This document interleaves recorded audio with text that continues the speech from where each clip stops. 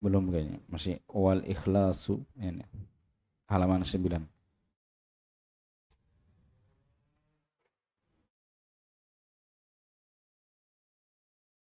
Wal ikhlasu ma'nahu tarkus syirki.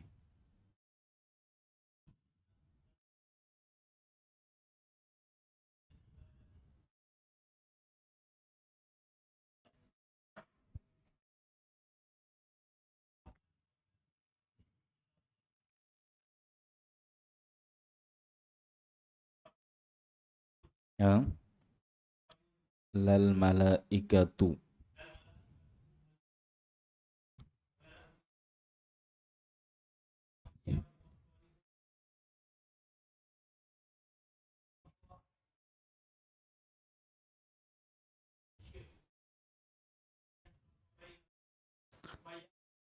Ya yakhlitu.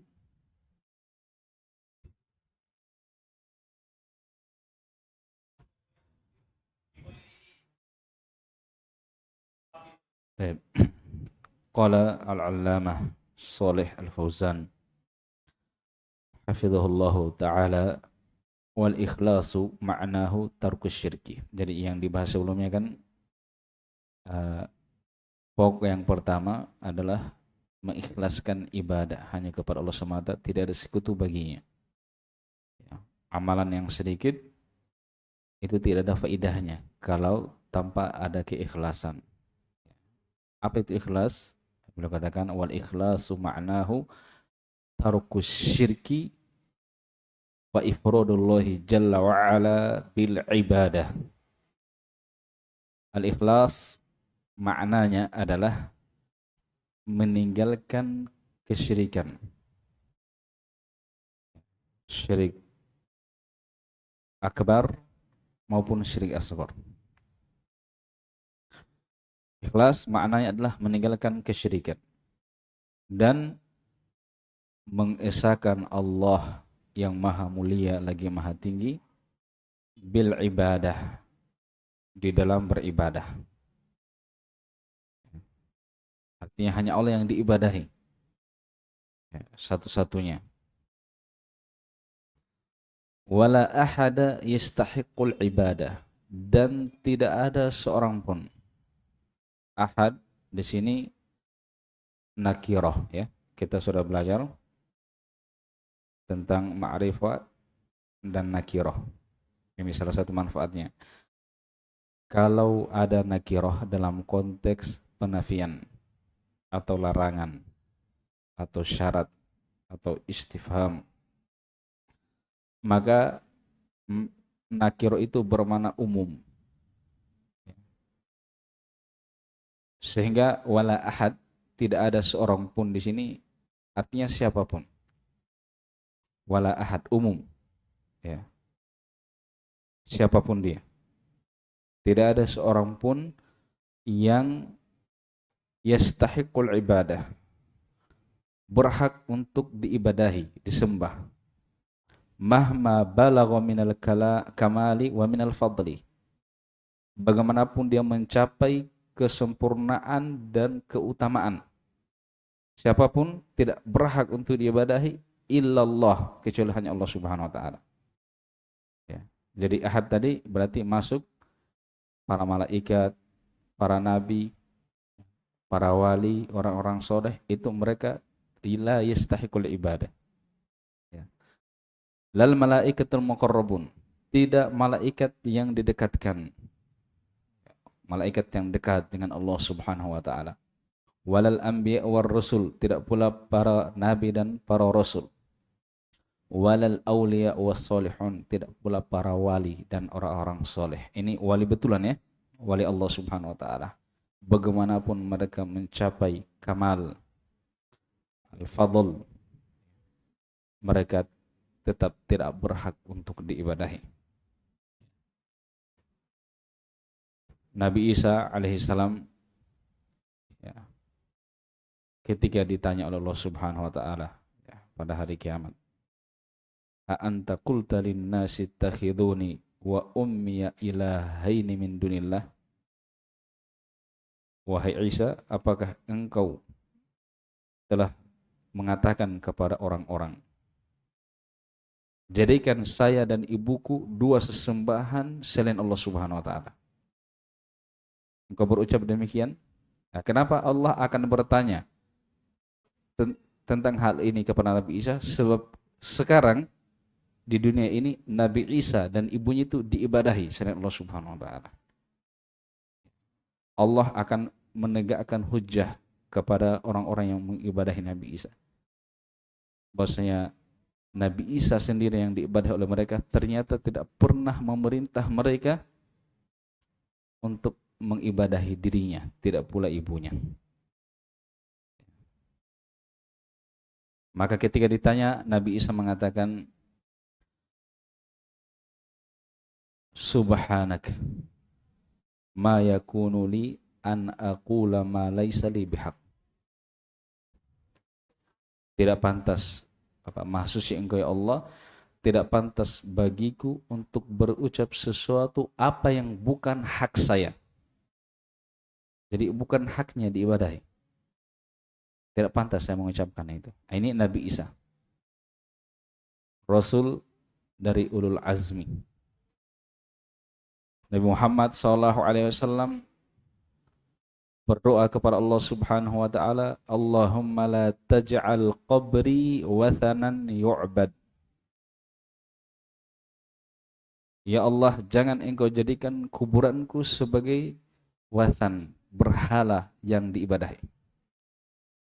Ini Nabi, manusia termulia. Tetapi semulia-mulianya manusia, dia tetaplah makhluk. Tidak bisa dibandingkan dengan kemuliaan Rabbul Alamin. Allah Subhanahu wa taala bersendirian di dalam kesempurnaan dalam segala perkara.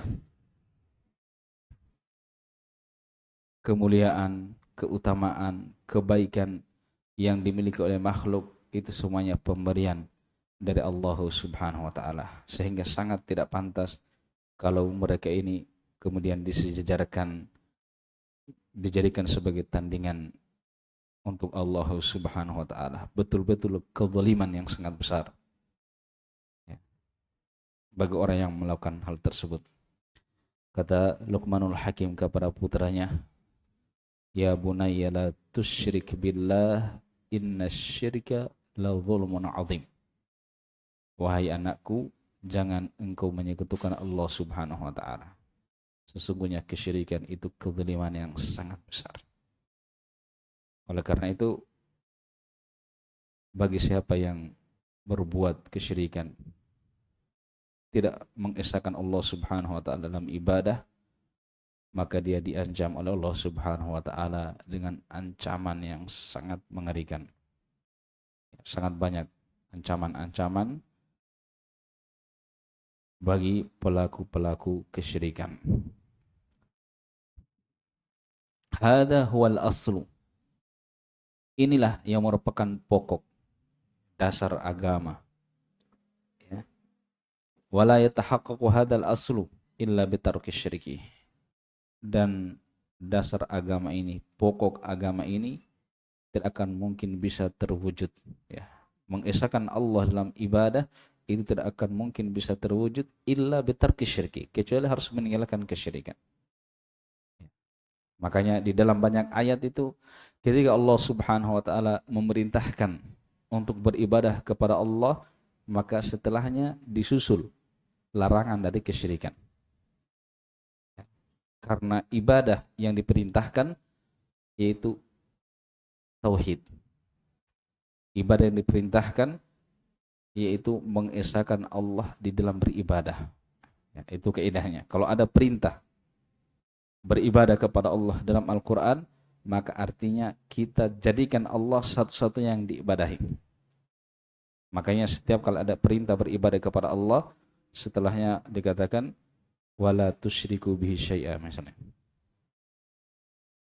Walaqad ba'atsna fi kulli ummatin rasulan an i'budullah wajtanibut taghut. Selalu dua.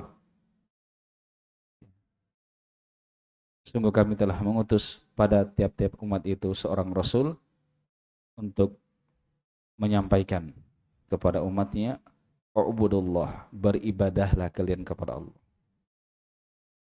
Ibadah kepada Allah itu tidak mungkin bisa terwujud, sebab ibadah yang diperintahkan ini adalah tauhid. Esakan Allah dalam beribadah, maka disusul wajtanibut tagut, dan jauhilah tagut. Ya, tagut itu di antara yang masuk di dalamnya adalah segala yang diibadahi selain daripada Allah Subhanahu wa taala. Tinggalkan. Jangan diibadahi. Amma man yakhlitu bainal ibadati lillah wa bainasy syirki bi ghairihi fahada amaluhu habitun. Adapun orang yang mencampur antara ibadah kepada Allah dengan kesyirikan kepada selainnya, maka orang ini amalannya habit, gugur, ya, gugur amalannya. Baik, lanjut.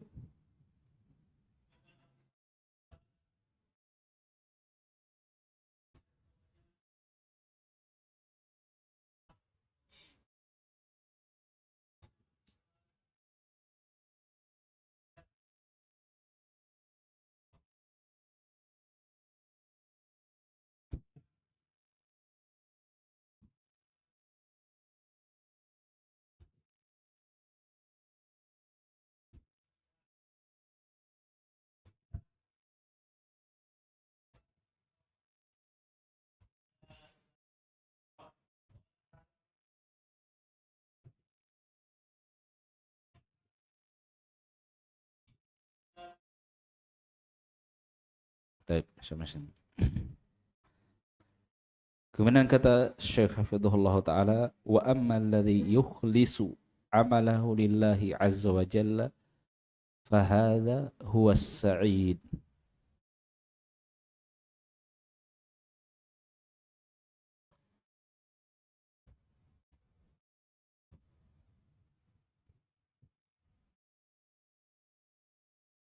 Dan adapun orang yang mengikhlaskan amalannya hanya kepada Allah azza wa jalla, maka orang inilah yang betul-betul menjadi orang yang berbahagia. Ya. Hanya dia, hanya orang seperti ini yang memperoleh kebahagiaan. Orang yang berbahagia itu hanya orang yang mengikhlaskan amalannya. Tidak ikhlas, tidak akan menjadi orang bahagia. Makanya di sini pakai dhamir fasl. Ini dhamir fasl namanya, dia menunjukkan hasr. Adapun orang yang mengikhlaskan amalannya hanya kepada Allah, orang seperti inilah, hanya orang seperti inilah yang berbahagia. Ya. Walau kana amaluhu qalilan, walaupun amalannya sedikit. Ya. Jadi yang pertama selalu dilihat adalah dasarnya dulu, ikhlas. Ya. Kalau sudah ada ikhlas, maka beramal.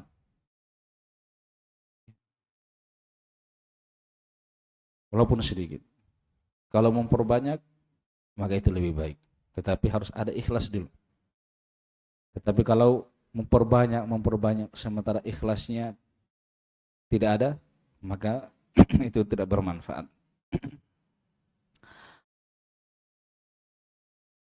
Nabi SAW bersabda, as'adun nasi bisyafaati yaumal qiyamah man qala la ilaha illallah khalisan min qalbihi. Manusia yang berbahagia dengan syafaatku pada hari kiamat adalah orang yang berucap la ilaha illallah. Ini kalimat tauhid, pengakuan bahwasanya tidak ada sesembahan yang berhak untuk diibadahi melainkan Allah Subhanahu wa taala. Diucapkan dalam keadaan khalisan min qalbihi, ikhlas dari dalam hatinya. Itu orang berbahagia. Makanya orang berbahagia adalah orang yang mengikhlaskan amalannya hanya kepada Allah Subhanahu wa taala. Walaupun amalannya sedikit. Faqalilun minal amal ma'al ikhlasi fihi al-khairu wa fihi an-najatu. sedikit dari amalan. Amalan yang sedikit yang disertai dengan keikhlasan.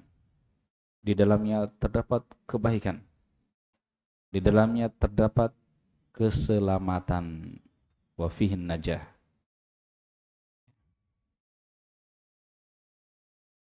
Kalau dibalik, tanpa keikhlasan, walaupun amalannya amalan yang besar, maka tidak ada keselamatan dalamnya. Yang ada hanyalah kerugian, bencana, dan siksaan. Kita pernah mendengar hadis tentang 3 orang yang pertama kali disiksa dalam api neraka. Mereka beramal dengan amalan-amalan besar, terbunuh di dalam peperangan melawan orang kafir. Yang satunya diberi Al-Quran. Orang yang membaca Al-Quran dengan bacaan yang indah, mungkin dia menghafalnya sampai orang-orang mengatakan dia qori. Dan dia senantiasa membaca atau mengajarkan Al-Quran ini di siang hari dan di malam hari. Yang ketiga, bersedekah. Sedekahnya tidak sedikit. Sampai di dalam hadis dikatakan, ketika ditanya, apa yang engkau lakukan dengan nikmat yang saya berikan kepadamu? Dia katakan, tidak ada satupun jalan yang engkau cinta untuk diberi sedekah di situ, melainkan saya sudah bersedekah. Ini saking banyaknya ini amalannya, sedekahnya. Tetapi tatkala mereka lakukan amalan-amalan besar ini, tidak ada keikhlasan, maka mereka menjadi orang yang pertama kali disiksa, diseret, dan dicampakkan ke dalam neraka jahanam. Wa'alaikumsalam. Ya, maka faqalilu minal amal ma'al ikhlas fihil khair. Sedikit dari amalan, tetapi disertai dengan keikhlasan. Di dalamnya terdapat kebaikan, di dalamnya terdapat keselamatan. Dalilnya kata beliau, wa hadithul bitaqah la yakhfa. Hadis bitaqah tidak tersembunyi bagi kita.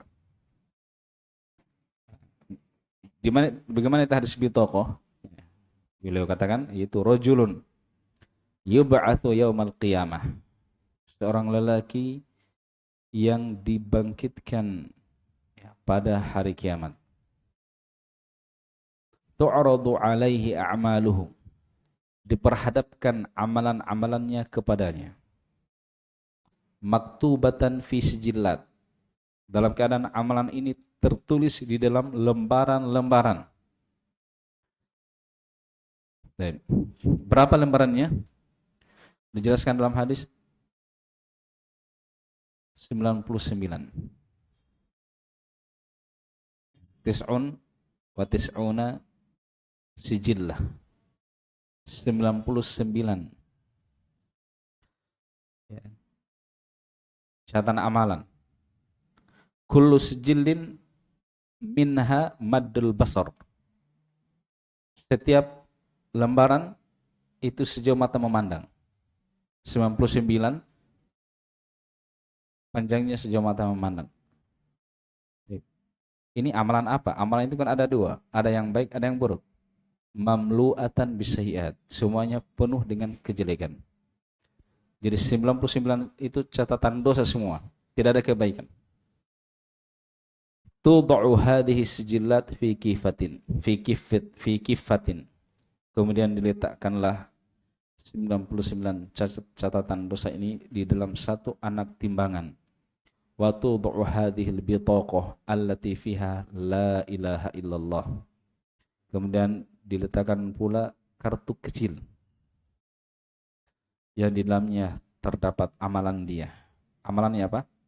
La ilaha illallah. Tauhid, keikhlasan amalannya. Qalaha hadzal rajul min qalbihi bi ikhlasin wa yaqinin wa iman.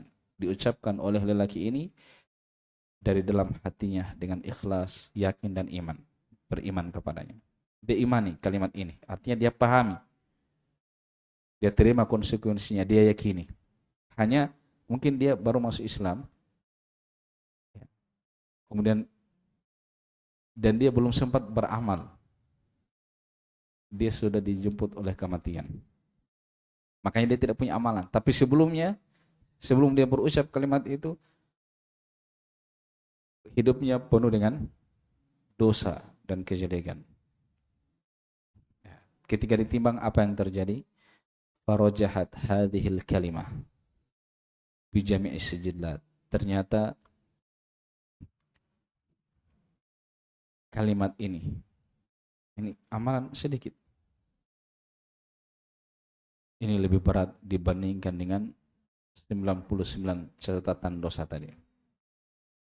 Wa tosat bi jami'i sijillat, bahkan menjadikan semua catatan dosa 99 yang sejauh mata memandang itu terbang ke atas. Artinya perbandingannya bukan sedikit. Naik ke atas. Ya. Beratnya itu amalan keikhlasan. Amalan la ilaha illallah tauhid jika disertai dengan ikhlas. Sebaliknya kalimat ini walaupun pada asalnya berat, tetapi tatkala diucapkan tidak dengan keikhlasan, maka tidak ada artinya. Orang munafikin, mereka mengucapkan la ilaha illallah, langsung kalau di masa Nabi, orang munafik di masa Nabi itu langsung di hadapan Nabi SAW. Bahkan bukan hanya la ilaha illallah, mereka punya amalan yang lain, salat, zakat. Karena juga mereka ikut perang, walaupun ya, karena juga ya mereka sengaja pura-pura tertinggal sebagian mereka. Ada kadang ketika ikut berperang hanya menggembosi saja kerjanya dan sebagainya. Membuat orang ya berucap dengan ucapan-ucapan supaya orang tidak ya berperang. Tetapi amalan-amalan mereka ini diantaranya adalah ucapan la ilaha illallah Muhammad Rasulullah, ternyata tidak bermanfaat. Innal munafiqina fid darkil asfali minan nar. Sesungguhnya orang-orang munafikin itu berada di tingkatan neraka yang paling bawah. Jadi surga itu punya tingkatan, namanya darajah.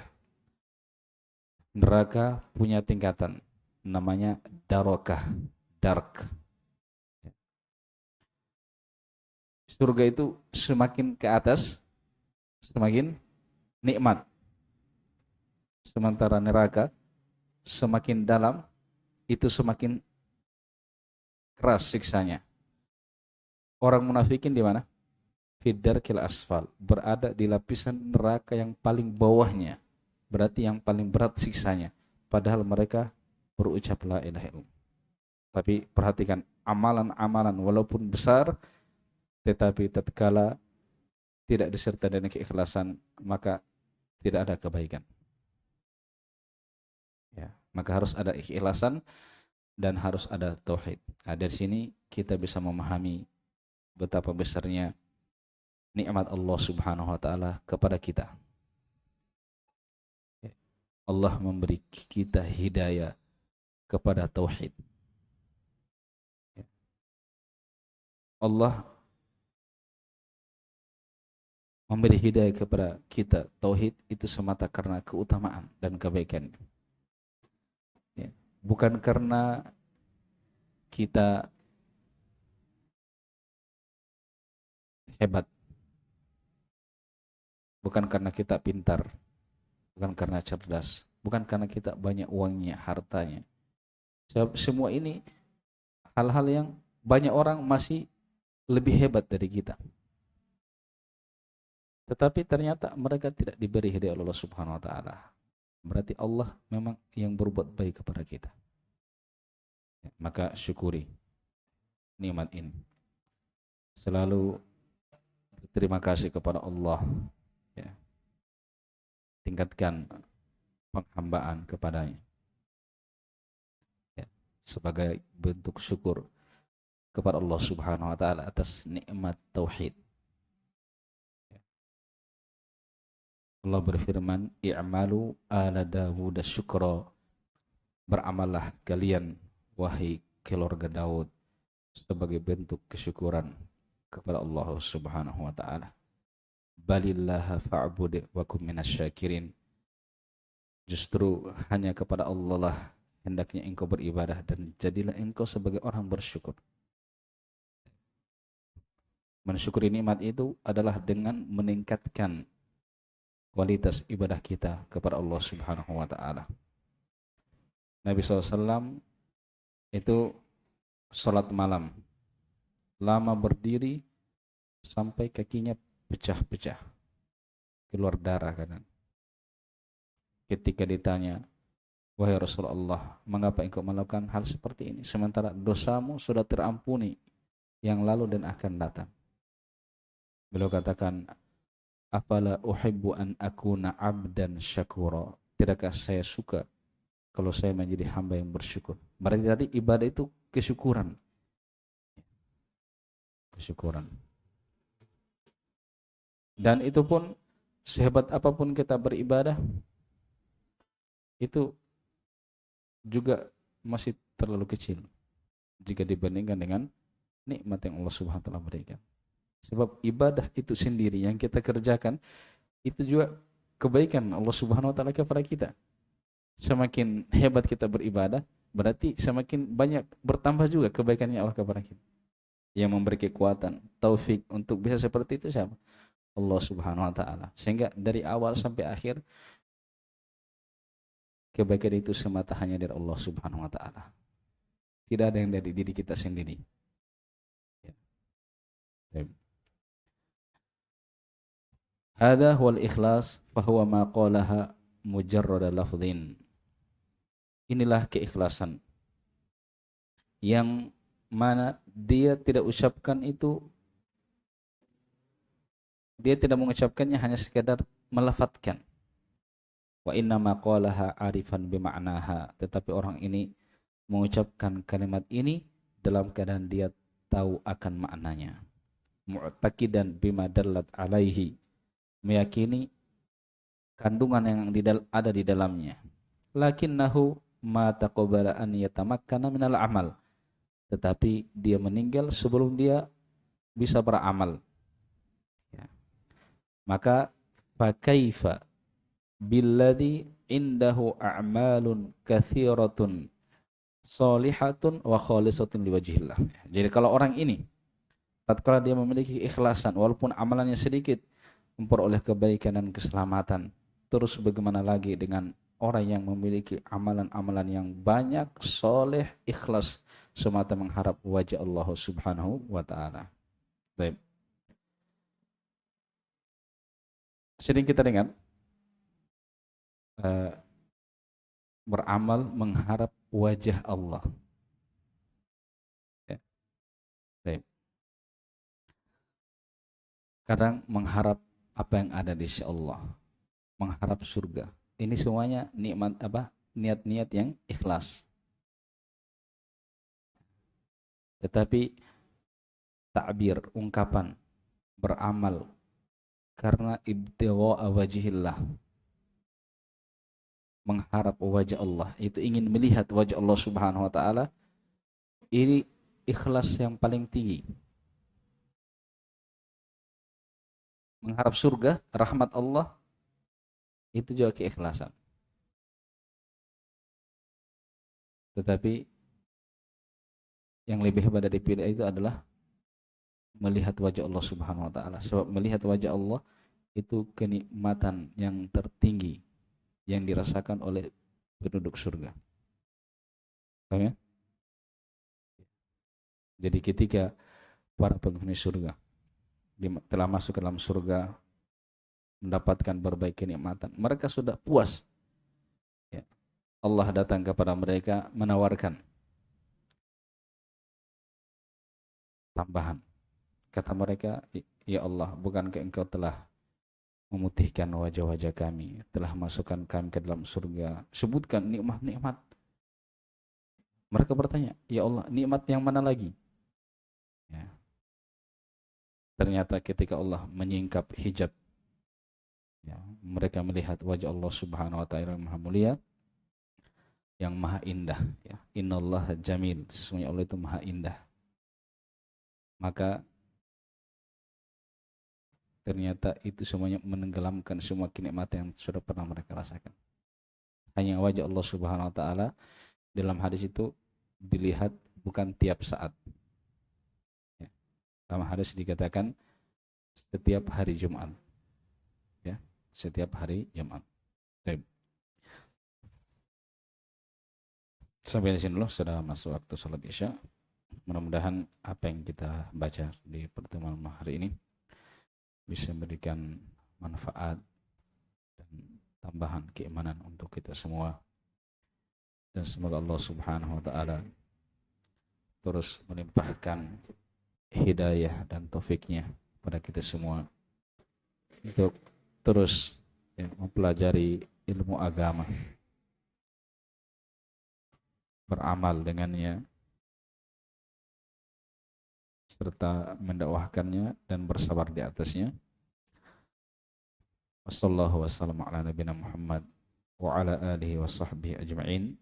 Subhana rabbika rabbil izzati amma yasifun wa salamun ala al-mursalin.